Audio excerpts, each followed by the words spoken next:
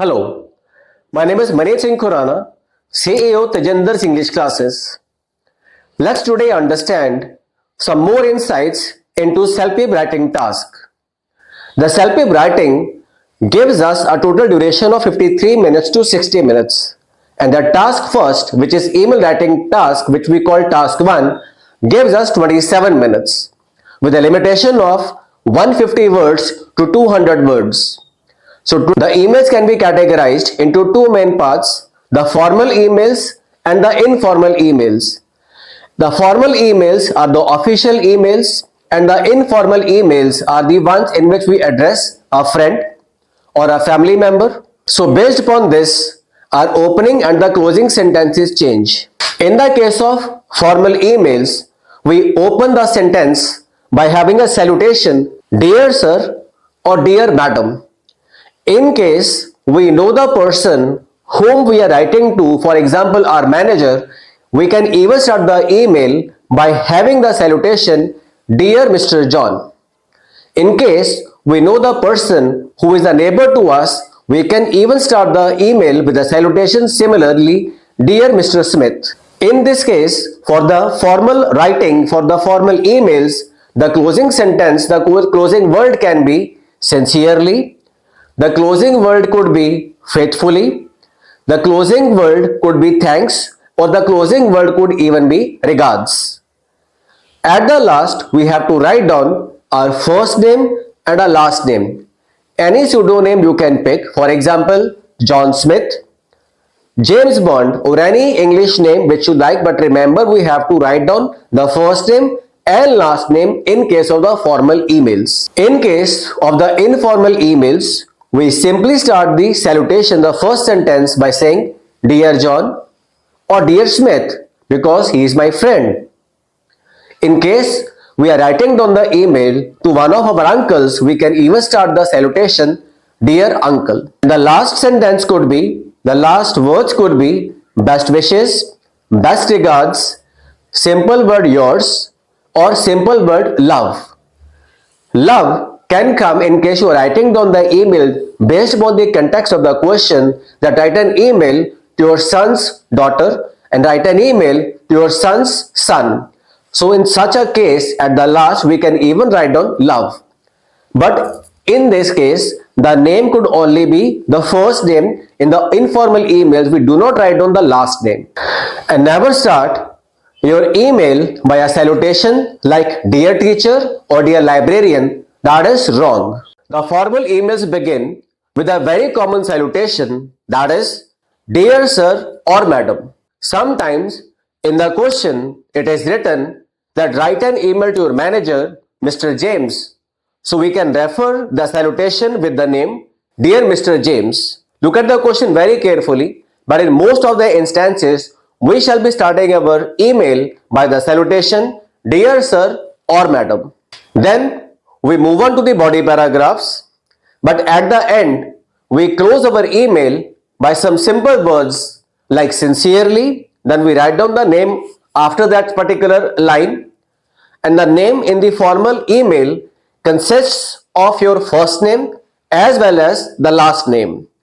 We will be having the examples very soon into the formal category. The last sentence of the email, in some cases, we even replace the word sincerely with some simple words like thanks or the word regards.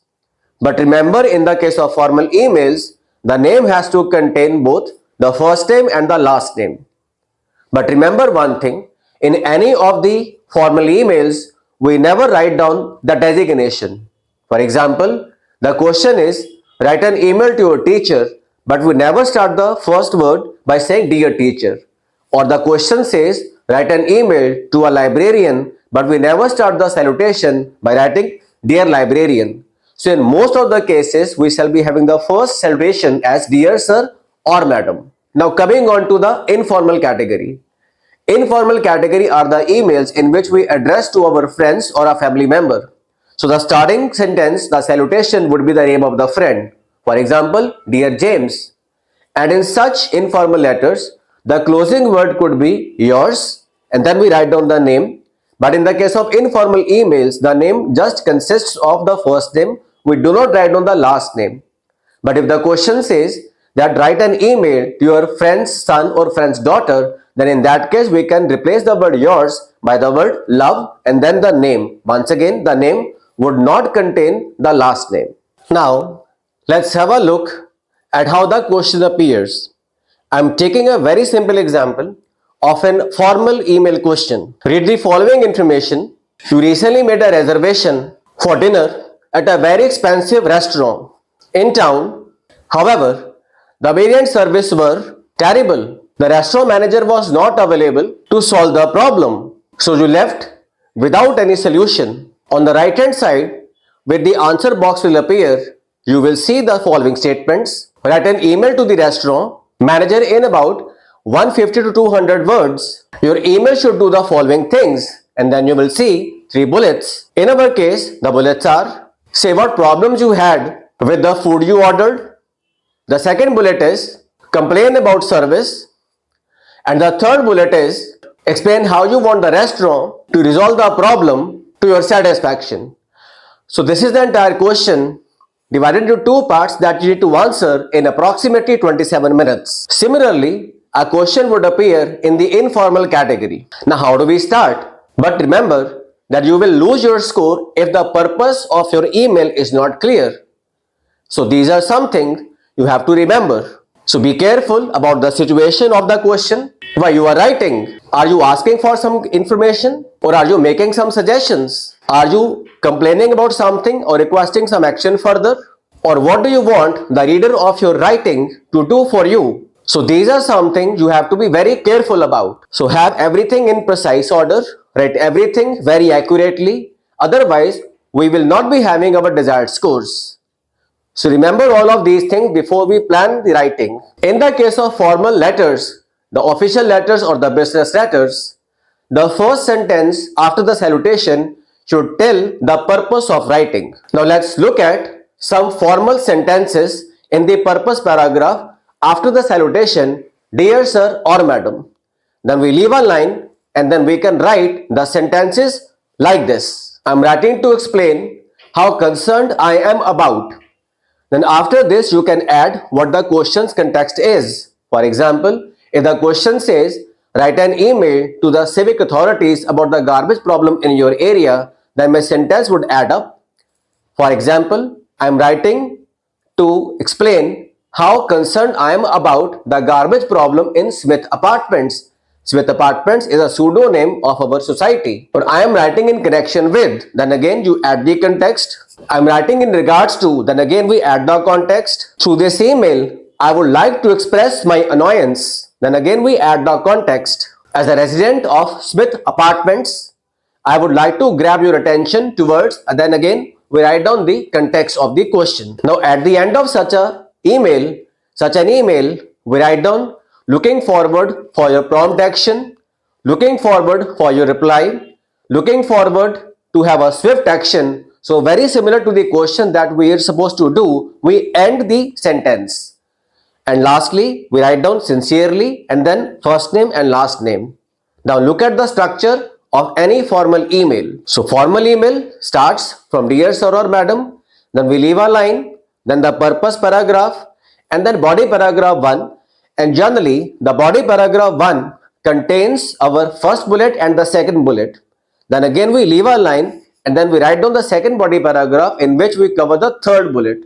And then we leave a line, the closing sentence, and then sincerely, first name and last name.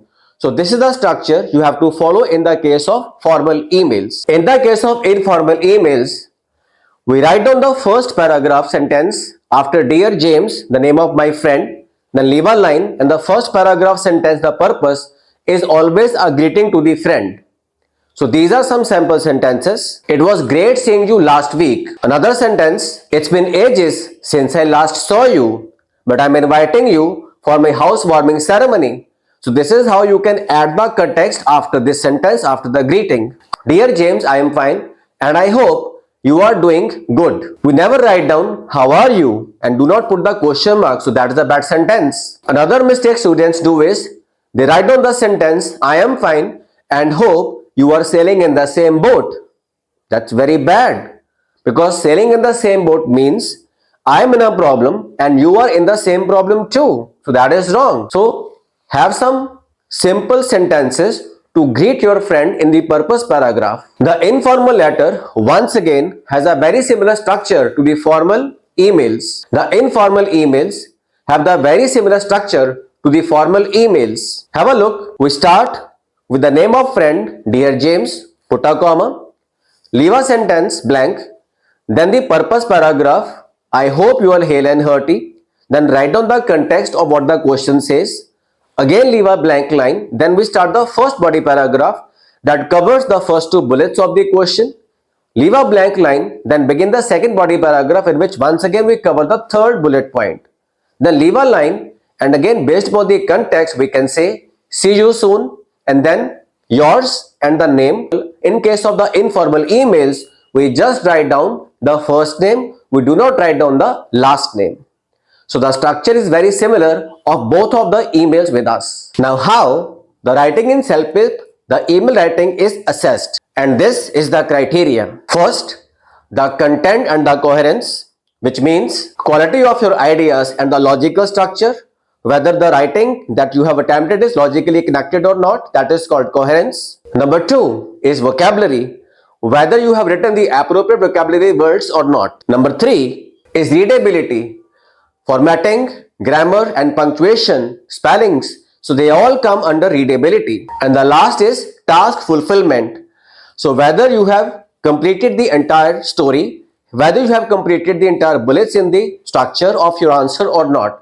So these are the four parameters in which the CELPIP email writing is assessed. Now let's attempt the formal email. Look at the sample answer. Since it is a formal email, so we write down the salutation, dear sir or madam, comma, then we drop a blank line, and then we come to the purpose paragraph. I'm writing to share my annoyance about the bad food and service rendered to us at your restaurant when I along with my family visited last Saturday. So that's the purpose, very sharp and clear. Then we leave a blank line to begin the first body paragraph that covers our first two bullets. I was over the moon to celebrate my daughter's first birthday at your prestigious place, which was recommended by one of my acquaintances. Even reviews on your website were very satisfactory. I booked the table in advance, but to our surprise, we were asked to wait for long. When we were seated, we ordered some drinks as starters, followed by main course. However, all the servings were jarring, and even not the ones we ordered. Instantaneously, I called the service in charge, who goofed up our order with another table, but denied and pointed finger at us for the wrong order. That's the first body paragraph which covers the problem. Then again we leave a line and then start the second body paragraph. He accosted me. I was so embarrassed that I just paid and left, taking my family to another place. All our moments of joy were spoiled. Now I want you to take cognizance of this matter and refund my bill bearing number XYZ001. So you can put up any pseudo number, any dummy number which I am sending along. Again drop a line with the proper formatting, left aligned everything. Looking forward to hearing from you sincerely, and then first name, last name. You can write down any pseudonym as I am doing here. So this is the proper structure of a formal email writing. In the same fashion, we shall be attempting the informal email writing. So thank you so much to be with us. Subscribe to this channel for more videos, because we are going to complete the entire course of CELPIP email writing.